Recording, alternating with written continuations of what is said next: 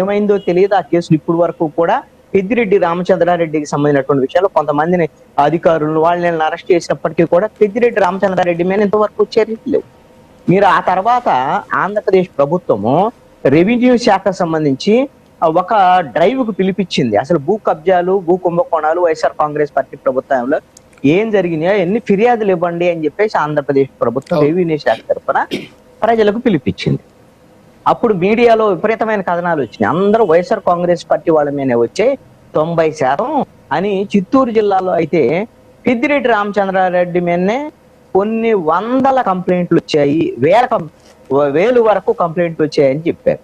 తీరా ఏమైంది అసలుకి? పెద్దిరెడ్డి రామచంద్రారెడ్డి మీద చర్యలు లేవు ఇంతవరకు. అంటే ఇవన్నీ కూడా పుంకాలు వార్తలు, వ్యవహారము, ప్రభుత్వము ఈ రోజున రాజకీయ పరమైనటువంటి ప్రకటనలు చేయడం తప్ప చర్యలు అనేటువంటిది తీసుకోవటం లేదు అనేటువంటి ఒక అపవాదు. ఇది ఒక రాజకీయ పార్టీకి సంబంధించినటువంటి ఇప్పుడు అధికారంలో ఉన్న పార్టీలు ఎలాగో వీళ్ళు దర్యాప్తు జరుపుకోరు. వైఎస్ఆర్ కాంగ్రెస్ పార్టీ వాళ్ళ మీదన్నా సరిగ్గైనటువంటి దర్యాప్తు జరిపి వాళ్ళ నిందితులుగా తేల్చేటువంటి ప్రయత్నం చేస్తున్నారా అంటే లేదు. మీరు గమనించండి, వైఎస్ఆర్ కాంగ్రెస్ అంటే ఇక్కడ కృష్ణాంజనేయులు గారు ఇక్కడ రెండు అంశాలు, ఇక్కడ రెండు అంశాలు సార్. ఏంటి అంటే రెండు అంశాలు. ఒకటి, వైఎస్ఆర్ కాంగ్రెస్ పార్టీ నాయకుల మీద చేసినటువంటి ఆరోపణల ప్రచారం వాస్తవం కాకపోవడం నెంబర్ 1. నెంబర్ 2, వీళ్ళు సరిగా విచారణ చేయట్లేదా, లేకపోతే వాళ్ళ మీద చర్యలు తీసుకోవాలనేటువంటి పరిస్థితి ఉందా, లేకపోతే ప్రభుత్వంలో ఉన్నటువంటి కొంతమంది పెద్దలు ఏమన్నా ఈ వైఎస్ఆర్ కాంగ్రెస్ పార్టీ నాయకులతోటి అంటగాగుతున్నారా?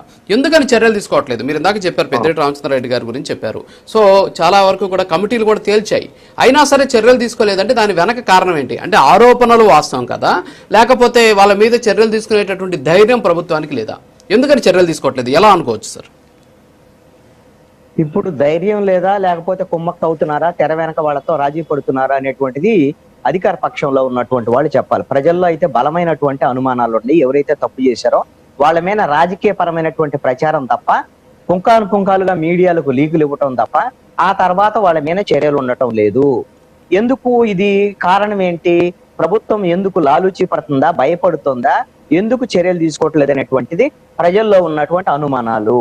ఈ రోజున మీకు అందుకనే ఒక ఉదాహరణ లాలూచి పడుతుంది అనేటువంటి దానికి ఉన్నటువంటి అనుమానాలకి ఒక కేస్ స్టడీని చెప్తాను. మీరు వైసీపీ అధికారంలో ఉన్నప్పుడు విశాఖపట్నం చుట్టూ అనేకమైన భూ కుంభకోణాలు అనేటువంటిది తెలుగుదేశము, జనసేన, బీజేపీ ఇవన్నీ ఆరోపణలు చేసిన తర్వాత దాంట్లో ప్రధానమైనటువంటి వాళ్ళల్లో ఎక్కువ ఆరోపణలు వచ్చినటువంటి వాళ్ళల్లో కేస్ స్టడీ కోసం చెప్తాను. విజయసాయి రెడ్డి కూతురు, విజయసాయి రెడ్డి వాళ్ళకి సంబంధించిన కుటుంబీకులు, ఇలాంటి ఆరోపణలు వచ్చినటువంటి ఎన్ని ఆరోపణలు